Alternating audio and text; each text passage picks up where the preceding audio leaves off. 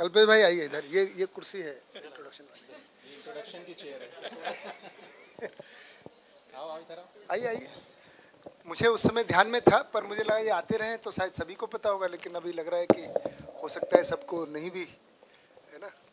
तो शॉर्ट में अपना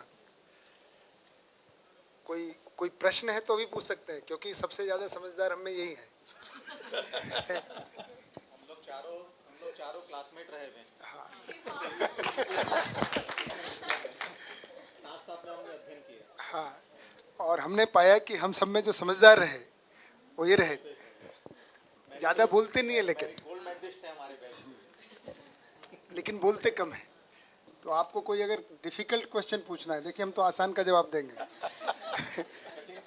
कठिन कठिन से आज इनसे पूछ सकते हो आप। कोई है? हाँ। कोई है प्रश्न? नहीं तो ये अपना जनरल बताएंगे कैसे। चलिए बताइए, थोड़ा इंट्रोडक्शन दीजिए। नमस्ते सभी को। मैं कल्पेश हूँ और यहाँ खेड़ा से हूँ, गुजरात में ही, यानी कि अहमदाबाद के पास में खेड़ा पड़ता है। तो भैया ने जैसे बताया कि 2013 में हम लोगों ने साथ में अध्ययन किया था और उसके बाद बस अभी समझने की प्रयास में लगा हुआ हूँ। दूसरा, मेरी जर्नी में देखे तो पहले विद्या से जुड़ने से पहले मैं दुकान और वगैरह चला रहा था। उसी बीच में मुझे ऐसा अंदर से लग रहा था कि पैसे तो बहुत कमा लिए, पर अभी जो चाहिए था मुझे वो मिल नहीं पा रहा था। उसे जो संतुष्टि चाहिए या जो परिवार में जो एक दूसरे के साथ जो जुड़ाव चाहिए वो हो नहीं पा रहा था। तो उसी बीच में मैं कहीं घूम रहा था, खोज रहा था कि मुझे संतुष्टि कैसे मिल पाए, मेरे अंदर से तृप्ति कैसे मिल पाए। तो ऐसी चाहत में कहीं आश्रम वगैरह में जाना और वो कुछ चलता रहता था। उसी बीच में कहीं से मुझे ये मिला कि एक जीवन विद्या करके शिविर है, वो 7 दिन की आप शिविर कर लीजिए, उससे कुछ तृप्ति मिलेगी। तो मैंने पहला शिविर 2012 में अहमदाबाद में किया था। मैं और राकेश भैया साथ में पहला शिविर किया वैसे। तो पहले शिविर से ही मैंने जो मेरी मान्यताएं थी पहले थोड़ी बहुत, जो उसको पुष्टि मिली, जिससे मुझे ऐसा लगा कि हाँ ऐसा ही है। वरना कभी क्या है कि जो आदर्शवाद में कुछ बोला जाता है उससे थोड़ा मुझे अलग मेरी सोच थी, तो उसमें ऐसा लगता है कि मैं कुछ अलग सोच रहा हूँ या मैं ठीक नहीं हूँ, गलत हूँ। पर ये इसकी शिविर करने से मुझे ऐसा लगा कि मैं जो सोच रहा था वो कुछ हद तक सही था। तो ऐसा मेरी पहली शिविर से ही मेरी इसमें निष्ठा बन गई थी। तो फिर इसके बाद लगातार जो भी शिविर गुजरात में होती रहती थी मैं किया, 6-7 शिविर किया। उसके बाद परिचय शिविर के बाद अध्ययन का मौका मिला, तो हम लोग साथ में चोटी में हर 2 महीने में 10 दिन अध्ययन के लिए भी जाते थे।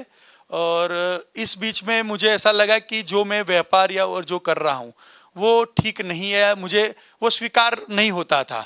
तो फिर मैंने वो छोड़ दिया और मैं 3 साल पहले मैंने अपने गांव में ही ज़मीन लिया और उस पर अभी के खेती करके मैं अपना थोड़ा उत्पादन और वगैरह से के साथ जुड़ा हुआ हूँ और अभी आगे समझ कर जीने के प्रयास में लगा हुआ हूँ। ठीक है।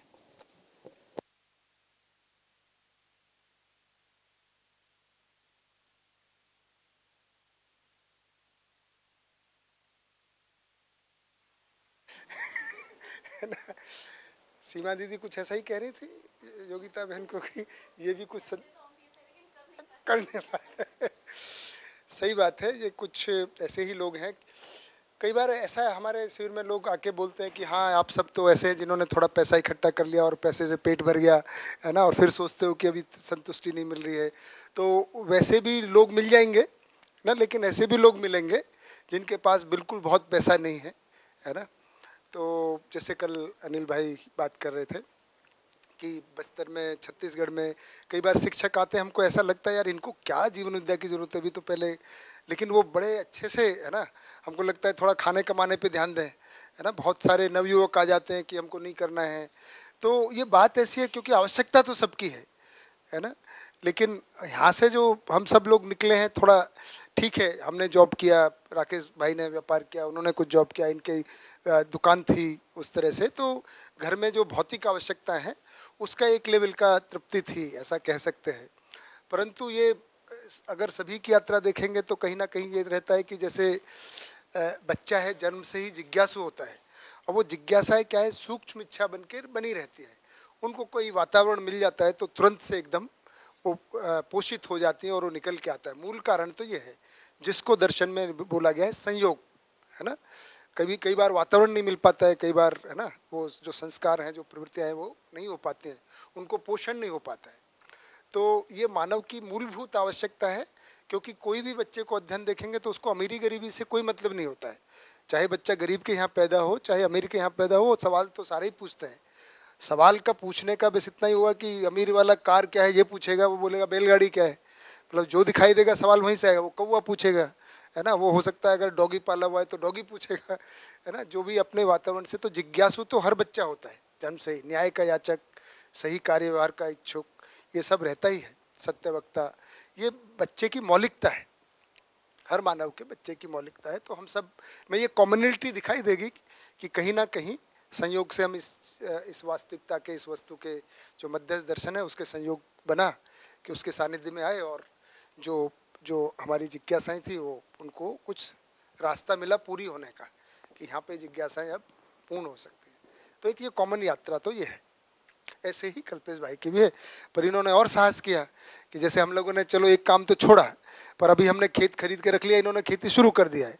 अभी श्री राम भाई बोल रहे थे ना कि भाई 4 आयाम है, तो कोई व्यवसाय में निकल पड़ता है, कोई शिक्षा में निकल पड़ता है, कोई, है ना। तो इन्होंने थोड़ा सा जो उत्पादन वाला भाग है उस पर थोड़ा ज़्यादा अच्छे से ध्यान दे पाए हैं। इस मामले में कल्पेश भाई हम मानते हैं कि हम सबसे बैच में आगे हैं, ना, स्वावलंबन की तरफ ज़्यादा तेजी से आगे गति कर रहे हैं। ठीक है कल्पेश भाई, कुछ और इनसे कुछ पूछना हो? चलें फिर आगे पॉइंट्स को, चलिए बढ़िया। करिए, यहाँ भी बैठे रह सकते हैं, कोई दिक्कत नहीं।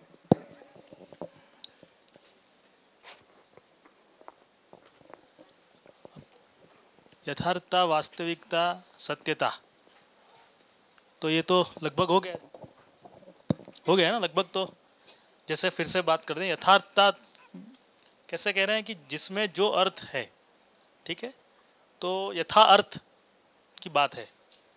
जब हम कहते हैं वास्तविकता, तो वस्तु अपने स्वरूप में नित्य वर्तमान, मतलब रूप गुण स्वभाव धर्म का प्रकाशन। तो जब वास्तविकता कह रहे हैं तो वस्तु की बात कर रहे हैं यहाँ पे, ठीक है। अभी हमने बात की थी पहले दिन की, भाई वास्तविकता तो 2 ही है, रूप, है ना, जैसे रूपात्मक और रूपात्मक, है ना। तो जो हमको इंद्रियों से पकड़ में आता है वो इंद्रिय गोचक, और जो वास्तविकता है ज्ञान गोचक, ठीक है। तो वास्तविकता रूप गुण स्वभाव धर्म की बात है। और सत्यता, तो सत्यता क्या कह रहे हैं, स्थिति सत्य, है ना, वस्तु सत्य और वस्तुगत सत्य।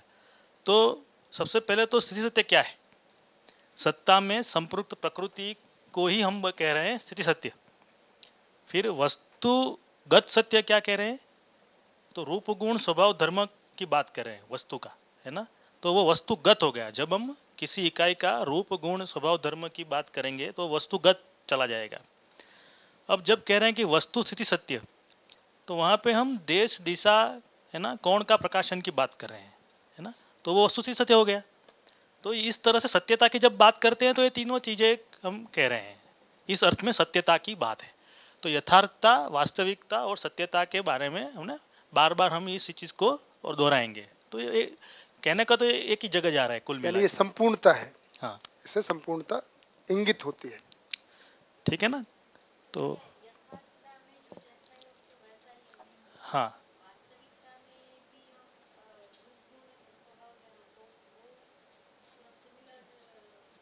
हाँ, हाँ,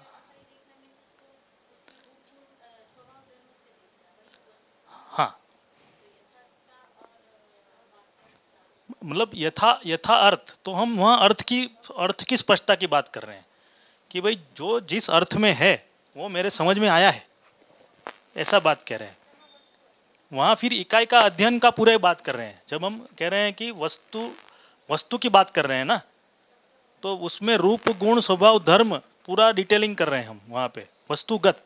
तो प्रकाशन की बात कर रहे हैं, उसमें क्या है, सामरस्यता की भी बात आ रही है।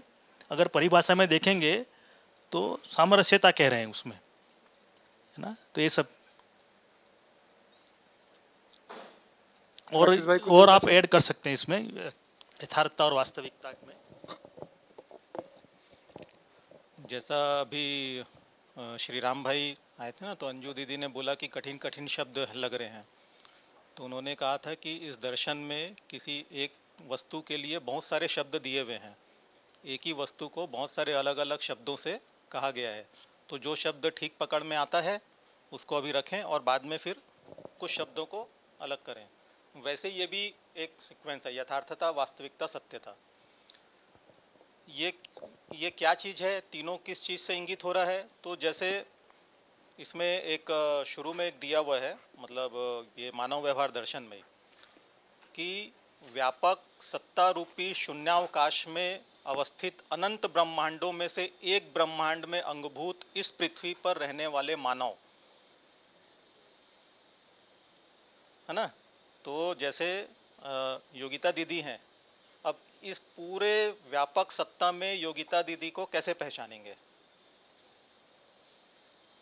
कितने ब्रह्मांड हैं, उसमें कितनी धरतियां होंगी और उसमें कितने सारे लोग होंगे, तो किसी भी एक इकाई को कैसे पहचानेंगे? तो जैसे भैया ने कहा था कि सत्य एक शब्द है, सत्य का ही भास, सत्य का ही आभास, सत्य की ही प्रतीति, सत्य का ही अनुभव। उसको जब फैलाने, अब ये एक सत्य शब्द से योगिता दीदी को नहीं पहचान सकते, लेकिन सत्ता में संपृक्त तो हैं आप, अब कैसे पहचानेंगे? तो सत्य को तीन हिस्सों में बताया गया। क्या क्या तीन सत्य? वस्तु स्थिति सत्य, स्थिति सत्य और वस्तुगत सत्य। स्थिति सत्य क्या हुआ? सत्ता में संपृक्त प्रकृति, यानी सत्ता एक हुआ और उसमें संपृक्त प्रकृति यानी सारी जड़ चैतन्य इकाइयाँ, ये एक हिस्सा हो गया। फिर उसके बाद में स्थिति सत्य, स्थिति सत्य और वस्तु स्थिति सत्य। वस्तु स्थिति सत्य क्या होता है? देश, दिशा और काल, किस काल में है योगिता दीदी, किस काल में है, किस दिशा में है और किस स्थान में है। और ज़्यादा क्लियर हुआ, देश, दिशा, काल तीनों। पहले तो ये हुआ कि ये व्यापक सत्ता में संपृक्त एक चैतन्य इकाई है, फिर उसके बाद वो चैतन्य इकाई किस काल में है, किस देश में है और किस दिशा में है, और ज़्यादा क्लियरिटी हुई। अब उसके बाद में वस्तुगत सत्य, रूप, गुण, स्वभाव और धर्म। तो धर्म से क्या तय होता है? चार अवस्थाएं। अब किसी एक धरती पे चार अवस्थाएं हैं, धर्म से उस अवस्था की स्पष्टता हो जाती है। जैसे मानव का धर्म क्या है, तो वो धर्म से उस अवस्था की स्पष्टता हो जाती है। फिर स्वभाव, स्वभाव से क्या स्पष्ट होता है? स्वभाव से ये स्पष्ट होता है कि अभी आप चेतना के कौन से स्तर पे हैं। तीन प्रकार के मानव बताए ना, तीन प्रकार के, पांच प्रकार के मानव बताए। तो एक इकाई जो है वो चेतना के किस स्तर पे है वो स्पष्ट हो जाता है स्वभाव से। गुण से क्या होता है? अब आप एक इकाई की परस्परता में कैसे व्यक्त हो रहे हो वो स्पष्ट हो जाता है। और फिर रूप, कि आप कैसे दिखते हो, ये स्पष्ट हो जाता है। इससे इस अनंत ब्रह्मांड में से एक इकाई की स्पष्टता हो गई। ठीक है। उसी को तीनों, वही तीनों सत्यता को यथार्थता, वास्तविकता, सत्यता के रूप में अलग अलग बताया गया। जैसे यथार्थता मतलब स्थिति सत्य हो गया, वास्तविकता मतलब वस्तुगत सत्य हो गया, और सत्यता में फिर स्थिति सत्य और वस्तुगत सत्य, वस्तु स्थिति सत्य हो गया। तो ये एक बताने का एक अलग तरीका, एक अलग सेट ऑफ वर्ड्स हैं ये, वही पूरी सत्यता को बताने के लिए। ऐसे सेट अलग अलग काफ़ी सारे आएंगे, पर मूल रूप से यही है कि एक इकाई को कैसे हम पहचानें, उसके लिए यही आया हुआ है। बहुत बढ़िया। इसमें जो मूल शब्द हैं वो जो वस्तु स्थिति सत्य, वस्तुगत सत्य और स्थिति सत्य है, इन तीनों के कॉम्बिनेशन में ये यथार्था, वास्तविकता और सत्यता है। ये डिराइव्ड है एक्चुअली। तो अगर आप परिभाषा संहिता में देखेंगे तो यथार्था का कुछ एक होगा, सत्यता का कुछ होगा, है ना, और वास्तविकता का कुछ होगा। पर मूल में ये तीन जो अभी बताए हैं, वस्तुस्थिति सत्य, स्थिति सत्य और वस्तुगत सत्य। अच्छा, पूरे दर्शन में भी ये अलग अलग तरीके से आते रहता है। हर बार अपन परिभाषा संहिता से इसको पकड़ेंगे तो ऐसा जरूरी नहीं है कि ये उसी अर्थ में प्रयुक्त हुआ हो। अलग अलग रेफरेंस में अलग अलग अर्थ के साथ में आते, पर मूल रूप में वो तीन सत्य ही है ये। तो वो तीन सत्य को ध्यान में रखेंगे ना, तो ये यथार्थता किस अर्थ में, किस रेफरेंस में, उस पैराग्राफ में या उस चैप्टर में आया, तो ये पकड़ में आ जाएगा ये। ठीक है।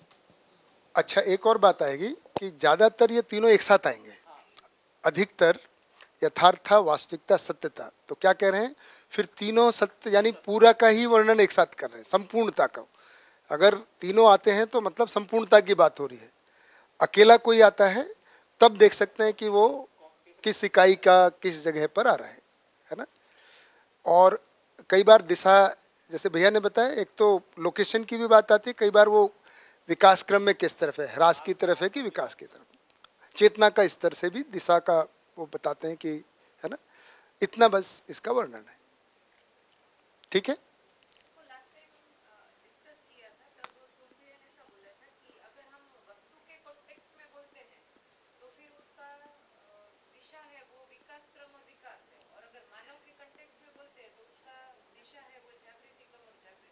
ठीक बात है। हाँ सर, विकास वही ना। हाँ, चेतना का स्तर। ठीक है, आगे बढ़े। बढ़ी 38 ये तो हो गया, कल अध्ययन प्रक्रिया की बात है ये तो, है ना। ठीक है ना जय भाई, मुझे लगता है ये इसकी वजह से कल पूरा एक डिटेलिंग हो गया है। इसमें कोई और अभी डाउट है तो कर सकते हैं, पर ये आपको लगातार कर्म दर्शन भी, अभ्यास दर्शन भी, क्योंकि ये मुख्य बार बार आएगा, है ना। अभ्यास दर्शन में भी एक डिटेल में आएगा, है ना। तो ये तो मूल बात है कि जहाँ हम हैं वहाँ से हमारी आगे की स्थिति कैसे होगी, वो प्रक्रिया है। आगे बढ़े। पेज नंबर 38 के लास्ट 3 बुलेट्स। अच्छा, हाँ, वही तो कर रहे हैं। अच्छा, वो फिर दूसरा है, वो सत्ता भासमान। अच्छा, अध्ययन प्रक्रिया में हो गया। अब 38 का, ठीक 30 है ना, तो उसको पहले पढ़ना होगा 3 बुलेट को। ठीक है, पढ़ लेते हैं पहले।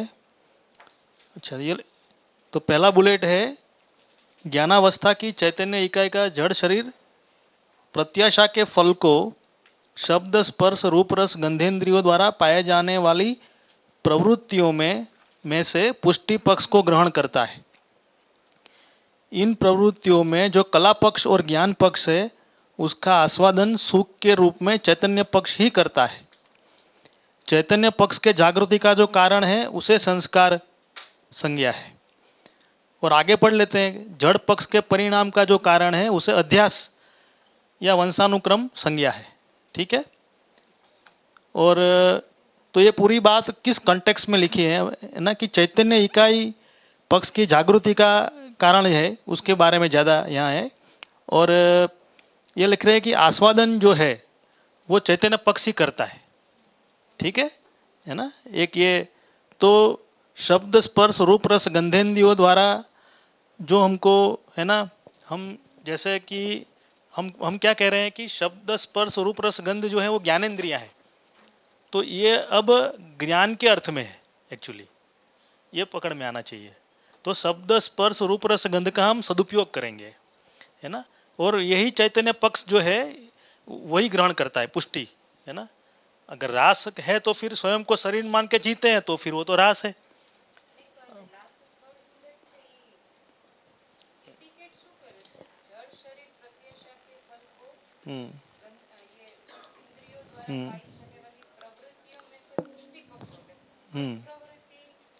हाँ, इसलिए ये आ गया ना, दो चीज आ गई ना, इसमें 2 चीज लिखी है, चैतन्य पक्ष और जड़ पक्ष, है ना। तो चैतन्य पक्ष के जागृति का जो कारण है उसे संस्कार कहा, और जड़ पक्ष के जो परिणाम, जड़ पक्ष के परिणाम का जो कारण है उसे अध्यास या वंशानुक्रम संज्ञा कहा।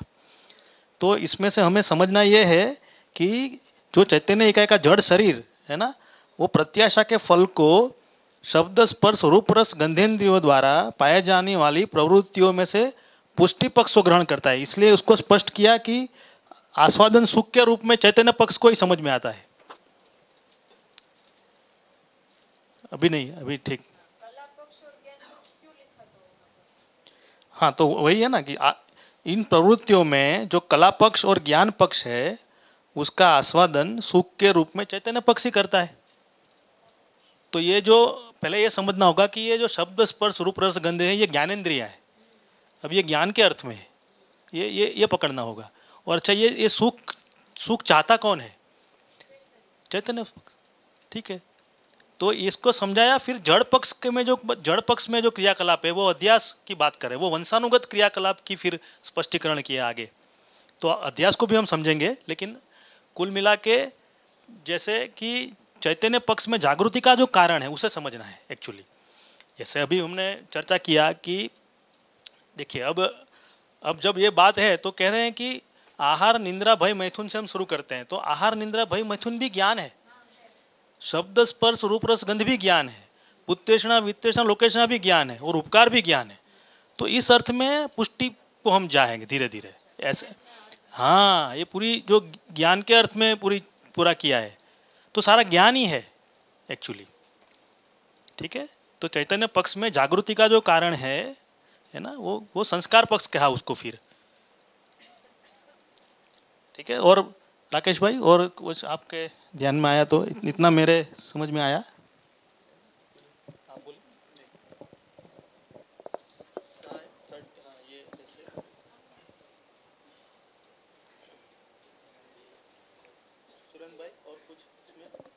बता देते हैं। हाँ दीदी, जैसे इसमें दो तीन शब्द आए हैं ना, जैसे एक पुष्टि आया है ना, एक पूर्णता की प्रत्याशा आया, कुछ है ना, प्रत्याशा आया है ना, और फिर कला और ज्ञान पक्ष आया कि वो कला और ज्ञान को क्या चैतन्य पक्ष आया, ऐसा कुछ है ना। ये एक आया। हाँ, कला पक्ष और ज्ञान पक्ष। हाँ, कला और ज्ञान पक्ष है, इसका आस्वादन सुख के रूप में चैतन्य ही करता है ना। और पुष्टि के साथ में आया शरीर उसको लेता है ना। तो अब अगर अपन ये देखेंगे ना, तो जो मानव है ये दो चीज़ों से मिलके बना है। क्या क्या? शरीर और जीवन। शरीर जो है कौन सी अवस्था की इकाई है? प्राण अवस्था की। प्राण अवस्था का धर्म क्या है? पुष्टि। पुष्टि के लिए उसको क्या चाहिए? भोजन, है ना, उससे वो पुष्ट होता है। वो पकड़ में आता है उसको अपनी ज्ञानेंद्रियों के द्वारा। तो ज्ञानेंद्रियों के द्वारा जो भी उसको मिलता है उसको वो ग्रहण करता है अपनी पुष्टि के लिए, उससे शरीर पुष्ट होता है। अब चैतन्य क्या करता है? चैतन्य का ज्ञान पक्ष और कला पक्ष में जो भी कुछ उसको मिलता है उसको चैतन्य ग्रहण करता है, वो चैतन्य के पार्ट में आता है वो। और प्रत्याशा का मतलब होता है पूर्णता के लिए होने वाली आशा। पूर्ण होने के लिए इन दोनों की ही आवश्यकता पड़ती है, शरीर की भी और जीवन की भी। तो शरीर के लिए पुष्टि और जीवन के लिए ज्ञान, ये दोनों मिला के पूर्ण होने की आशा यानी प्रत्याशा पूरी होती है उसकी। हाँ दीदी, कला पक्ष जैसे एक ये रहता है ना कि कुछ हम कुछ सीखते हैं, है ना। मान लो जैसे कंप्यूटर चलाना हम सीख रहे हैं, तो जो सीखने का काम होता है ये कहाँ पे होता है? शरीर में होता है कि जीवन में होता है? ये जीवन में होता है। करता शरीर है पर सीखता कौन है? जीवन सीखता है, इसलिए वो कला पक्ष कहा उसको। ठीक है, ठीक बात है, इसको बढ़िया से एक्सप्लेन हो गया है। पर एक और मोटे उदाहरण से देखें, जैसे आप खाना खाते हैं, है ना, तो खाने में शरीर को क्या मिलता है और स्वाद कौन लेता है?